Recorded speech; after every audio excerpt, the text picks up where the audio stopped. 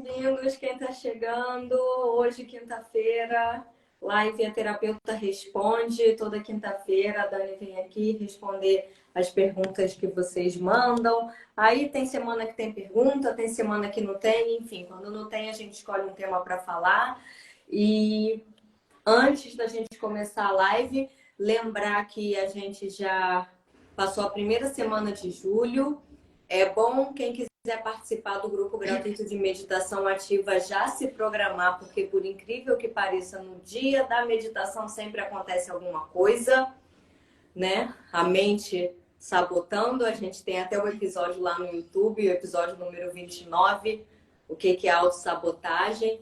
Enfim, para quem não sabe, a gente tem todo último domingo do mês um grupo gratuito de meditação ativa, onde a gente basicamente conversa um pouquinho e faz uma meditação. Ai, mas eu não sei como é que é isso, nunca meditei. É exatamente para isso que existe o grupo, para a gente ensinar como faz e fazer juntos. Então, quem quiser participar, manda mensagem para mim ou para a Dani, que você vai receber o link para entrar no grupo. Vamos começar, Dani? Vamos. Tema de hoje, espaço pessoal, o que é? Seguinte, eu resolvi falar nesse troço porque ninguém fala nisso. O que é o espaço pessoal? Porque eu estava conversando com a Ana há pouco a respeito da importância do limite. E aí me lembrei exatamente dessa característica humana. Embora a gente não leve em consideração, toda pessoa tem uma noção de um espaço pessoal que não deve ser invadido. A gente intuitivamente tem isso. Tipo assim, você está sentado e de repente alguém vem e senta do teu lado. Imediatamente vocês têm uma reação. Isso é o espaço social falando. Aonde os limites entram? Exatamente por ninguém falar a respeito disso, todo mundo hoje adentra e sai sem parar para pensar em como a outra pessoa se sente. Isso é profundamente desrespeitoso. Não é à toa, enfim, que a gente está tão reativo. E isso mostra não só falta de limite em relação ao outro, como muito mais importante, a sua própria falta de limite. A gente não ter consciência da necessidade dessa proteção, desse espaço que não deveria ser simplesmente ultrapassado, cria uma fragilidade no sistema.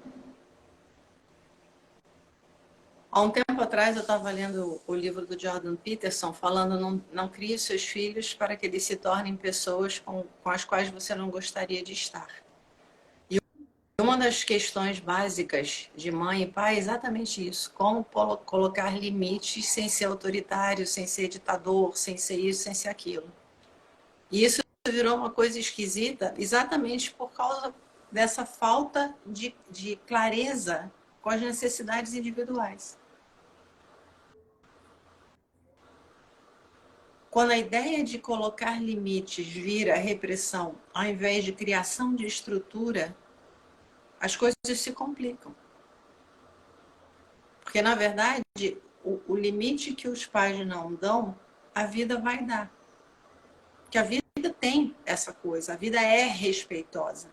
A vida sempre vai buscar fazer você acordar nessa consciência da integralidade. E o que a gente não aprende quando criança, a gente leva para as relações afetivas. E aí é muito maluco, porque a mesma mãe que não consegue colocar os limites para os filhos, porque acha que isso é sinônimo de liberdade, ela paga o preço de não ter o seu espaço pessoal respeitado. Então, são aquelas mulheres que vivem exaustas, porque os filhos não têm noção de que tem um respeito que deve ser mostrado. Aquela mãe que no final do dia não aguenta mais ouvir mãe, mãe, sabe? É uma coisa de maluco. E ao mesmo tempo, isso vai passar a mensagem para o marido, vai passar a mensagem para o chefe, vai passar a mensagem para todas as pessoas ao redor. É muito importante resgatar essa consciência. Eu tenho um território que é meu. Nesse território, eu posso parar para reorganizar o meu sistema, para me reenergizar, para me curar. Eu preciso preservar isso. Para fazer tal coisa, eu preciso colocar limite. Quer falar um pouco, Ana? Não, vai. E basicamente aquilo que a gente tem visto a nível, né, de mundo contemporâneo é exatamente a destruição que está sendo causada pela essa vergonha quase de colocar limite. Porque se você coloca limite, você é agressivo. Se você coloca limite, você é egoísta. Se você coloca limite, você é ditador, você é opressor, você é não sei o quê. Gente, não tem nada a ver com isso. Em determinados momentos até tem. Mas em 99% das vezes não tem. Tem a ver com essas regras necessárias para que a convivência seja legal. A gente tem que parar de ter medo de dizer daqui não vai passar. Porque se passa, você é ferido. E aquilo, a ferida, se você não reconhece, ela aumenta. Cada vez você fica menor, cada vez você fica mais infeliz, cada vez você fica mais frágil. E aí sim, o exercício do poder acontece. A gente tem a tendência a atropelar quem é mais fraco. Que também é uma característica de sobrevivência. Se a gente não desperta a consciência para colocar limites, a gente também não desperta a consciência da compaixão pela pessoa que está precisando aprender isso. E ao invés disso, a gente atropela, a gente não tem paciência, a gente olha com descaso quase. Tá dando para sentir a complexidade do assunto? Era bom dar uns exemplos, assim, que eu acho que fica mais fácil de visualizar. Uma coisa importante que funciona para mim e que foi meu padrão de comportamento durante muitos anos, para quem não sabe, eu sou uma leonina típica, né? Enfim, tenho essa coisa a coisa do leonino de ser o eu e tal, é muito relacionado com o ego, mas tecnicamente não é exatamente isso.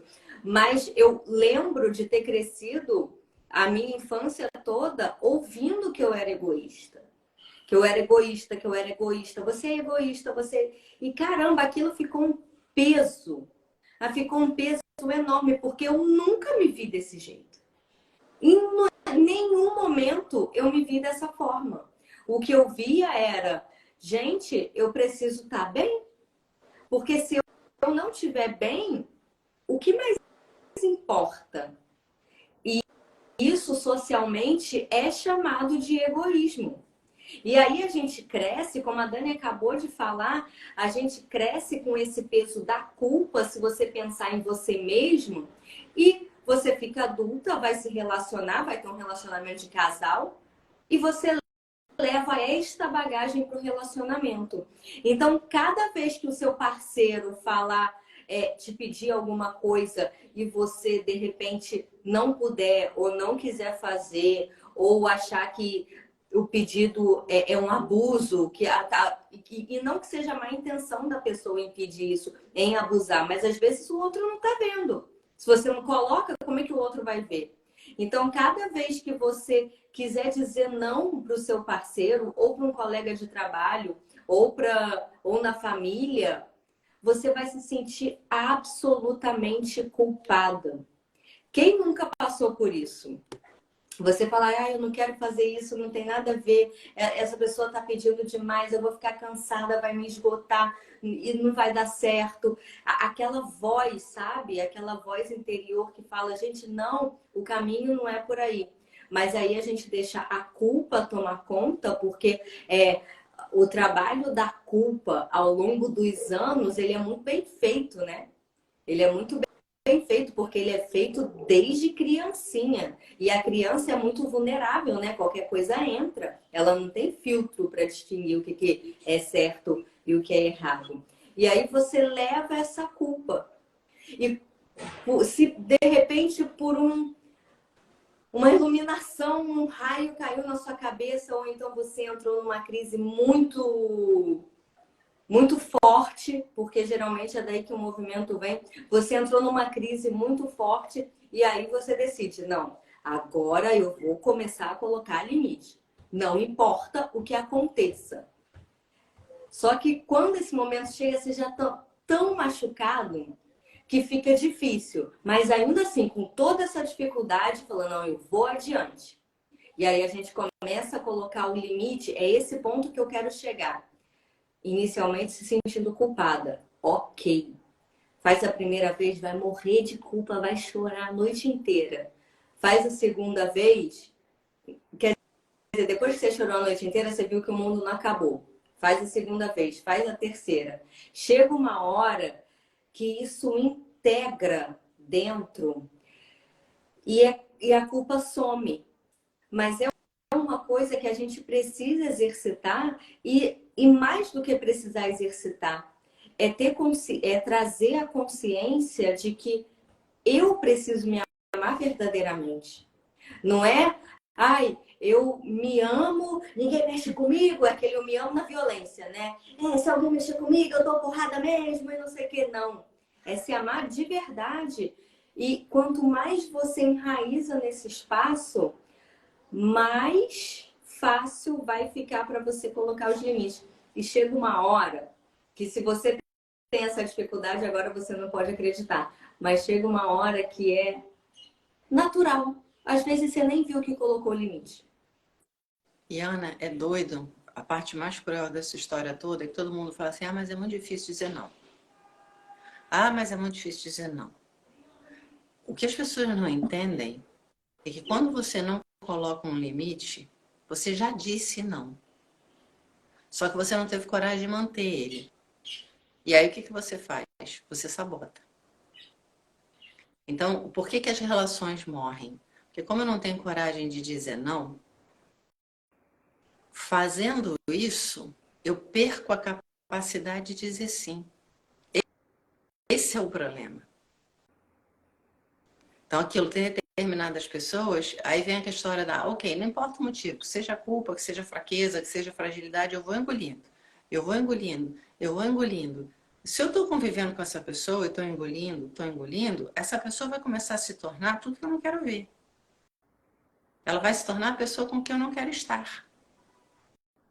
E aí aquela coisa, se você consegue dizer o não, e você traz essa coisa de, neste momento é não. Pode ser que daqui a 5 minutos não seja, mas nesse momento é não. Na verdade, quando você diz um não, você está dizendo sim para você.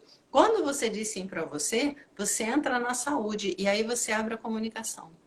Porque o outro pode perguntar, mas não agora. Por quê? Você está cansada? Você está precisando de alguma coisa? O que houve? Se você chega e diz, não, olha, fazer isso me machuca, o outro fala, pô, eu não sabia, me desculpe, sabe? Você abre um caminho. Se você diz sim para não se apurrinhar, ok, você não consegue dizer não, né? E supostamente diz sim, não se apurrinhar, a pessoa sai de perto e você fica ruminando aquele troço. É aquilo, é tomar veneno em doses pequenas. Uma hora o preço vai vir.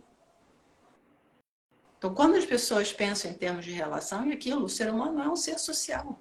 Você tem que pensar que como eu faço para manter a nutrição da relação de forma que seja um prazer estar junto. E aí vem a resposta óbvia. A primeira coisa é eu tenho que ser capaz de expressar a minha verdade. Quando eu digo não, eu não estou dizendo para machucar o outro. E aquilo, se você diz não e o outro tem uma reação desproporcional, mas você está na saúde, você também percebe e pergunta o que houve. Sabe, olha para isso. Qual é o peso que você trouxe? Como é que isso te fez sentir? Como é que eu posso lidar com isso de uma outra forma? Exato. A postura é totalmente diferente. Diz. Exato. Há não muito tempo, eu estava no meu relacionamento, eu estava me sentindo muito sozinha, assim, muito sozinha. E aí, como a gente já tem estrada, a gente às vezes pode não saber o que está acontecendo, mas tem esse ímpeto de, nossa, vamos trazer a verdade à tona, que o negócio flui. Aí eu cheguei lá pro senhor, meu marido, um dia lá que eu estava chorando, e ele perguntou o que foi. Eu falei, nossa, eu tô me sentindo tão sozinha, tão que chega a doer, que não é aquela não é aquela solitude de, ah, eu tô bem com a minha presença, né? Eu tenho isso também, mas naquele momento não era isso. Era, eu tô me sentindo assim a última criatura do mundo. Parece que não tem mais ninguém à minha volta. Aí sabe o que que eu ouvi? Um sonoro, eu também. Aí a gente parou, aí a gente deu aquela risada, exatamente essa. E aí a gente parou para falar, caramba, eu tô aqui, você tá aqui do meu lado, estamos os dois sentindo sozinhos. Que porra é essa? Vamos parar para a frase foi essa. E não foi minha não, foi dele. Ele já tá começando a ficar treinado, né? Falou, vamos parar para olhar isso com mais amor. Porque eu acho que a gente não está se tratando com o amor que a gente poderia se tratar. Aí, ok, beleza, foi passando. E nesse decorrer do tempo, eu comecei a perceber que faltava eu colocar alguns limites. E aí eu comecei a colocar de forma amorosa, de forma suave, de forma assim, não é, eu não tô colocando esse limite para te machucar. Ao contrário, eu tô colocando esse limite para eu não me machucar e a gente parar de sentir os dois sozinhos, dentro de casa. E aí o negócio muda de figura completamente. E, gente, parece mágica. Eu não tô brincando. Quando você bota a sua energia no lugar correto, na amorosidade, na compaixão, no centramento, no autoconhecimento, na meditação, enfim, quando você começa a botar sua energia e sua intenção no lugar certo, a mudança é mágica. E teve uma situação também que aconteceu quando meu sobrinho tinha 10 anos de idade. E eu nunca tinha me dado conta disso até que eu vi ele sinalizar para os amigos dele. Eu ouvi lá da cozinha. Por acaso. E aí ele me chamou, sabe aquele jogo twist, aquele que você fala, bota a mão no amarelo, o pé no vermelho, daqui a pouco você tá toda torta assim, bota o não sei o que, o pé direito no verde, o pé esquerdo no azul, enfim. E daí você vai jogando aquilo até uma hora que um cai e não aguenta mais. E eu adoro brincar desse negócio. Eu adorava brincar desse negócio com eles, com ele e com os amiguinhos dele. Aí teve um dia que foram duas situações. Um dia ele estava com os amiguinhos dele lá, falou: Titia, vamos jogar Twister? Aí eu falei: vamos! Aí tinham dois amiguinhos dele, eles falaram: ela disse sim na hora. E aquilo já me despertou. Porque a tendência é sempre dizer não para as crianças, né? Mas isso é assunto para outro vídeo. Aí disse sim. Não, que eu vou chegar no segundo. Disse sim na hora. Aí aquilo já me despertou. Que interessante, nunca tinha reparado nisso. Aí depois, beleza, passou 2 semanas, um mês, sei lá, os mesmos amiguinhos estavam lá. Ele falou: Titia, vamos jogar Twitch? Aí eu falei: ah, hoje eu não posso. E fui fazer o que eu tinha que fazer, que eu estava ocupada. E aí os amiguinhos dele falaram lá: ah, fala com ela para vir jogar, que já tinham visto que eu falava assim. Aí ele virou para os amiguinhos, isso que eu ouvi lá da cozinha, virou para os amiguinhos e falou assim: quando minha tia fala não, nem tenta insistir. E aí são coisas que a gente vai.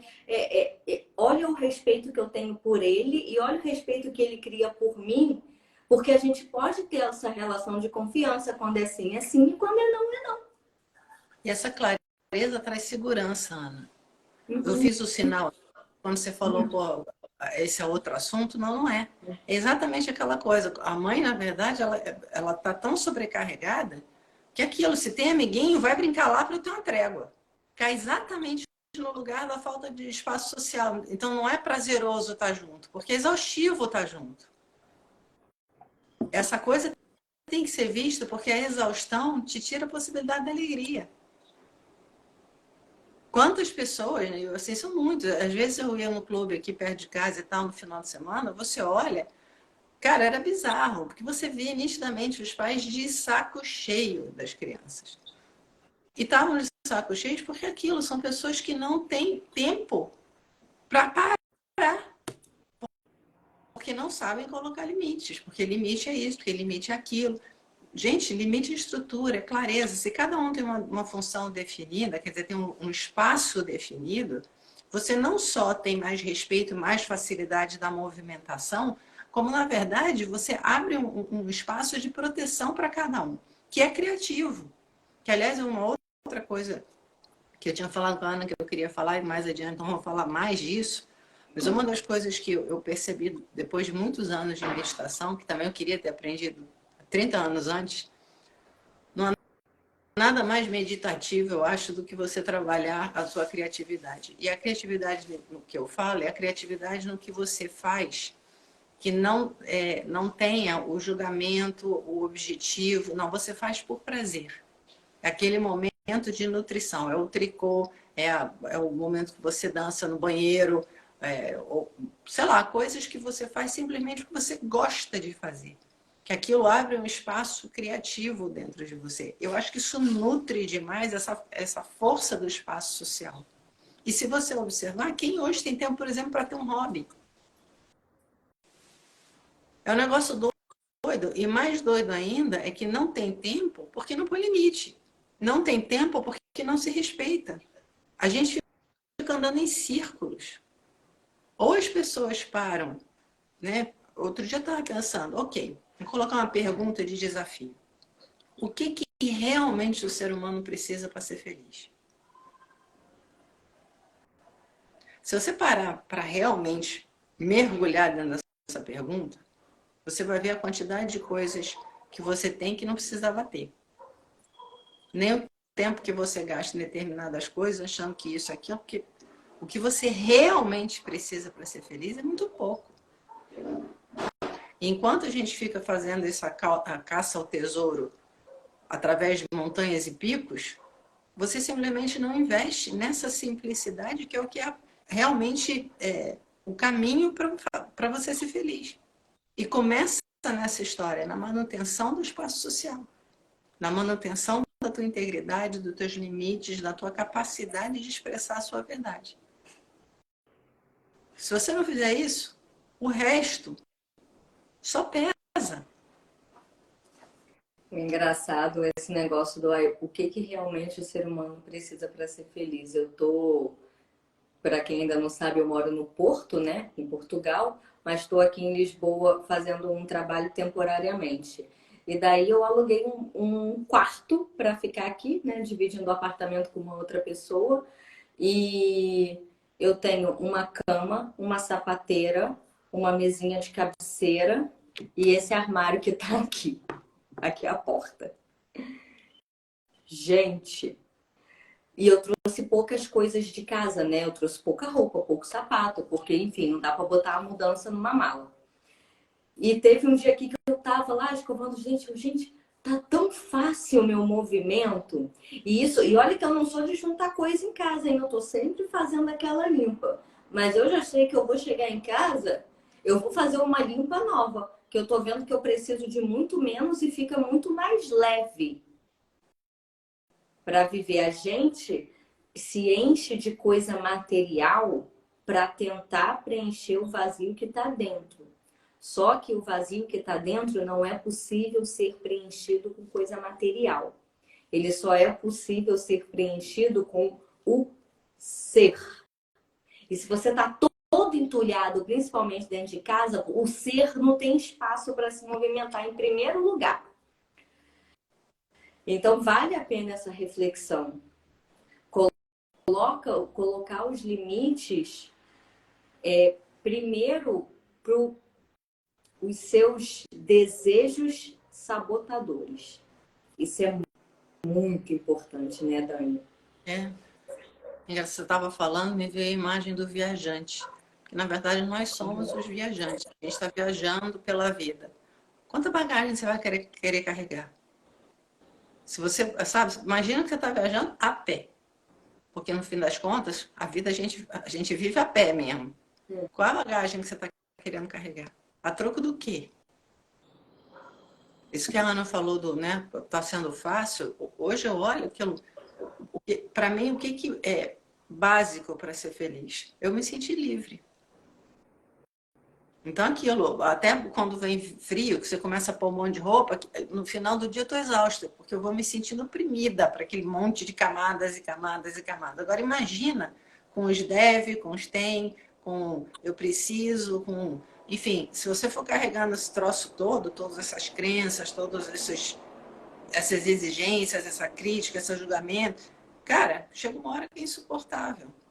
Aí, enfim, para terminar a sua história redondinha hoje, é o seguinte, como é que faz para reconhecer, nutrir e manter inteiro o espaço social? Meditação ativa. Todo santo dia. É a hora que realmente você dá aquela... Agora eu vou fazer a faxina.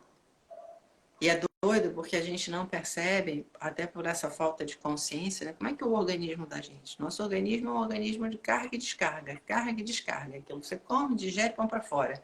Basicamente, é assim que a gente funciona. Em todos os níveis. O problema é quando chega a nível emocional, a gente engole, não digere e guarda no fundo do poço. A meditação te dá a chance de fazer essa limpeza. Junto com o corpo, junto com a bioquímica, junto com a eletricidade, junto com, enfim, tudo que precisa ser. E a partir daí você vai vendo se eu tô legal, se eu tô amorosa, se eu tô paciente, se eu tô relaxada, eu tô criando um mundo melhor, porque aquilo, eu vou atrair pessoas nessa vibe.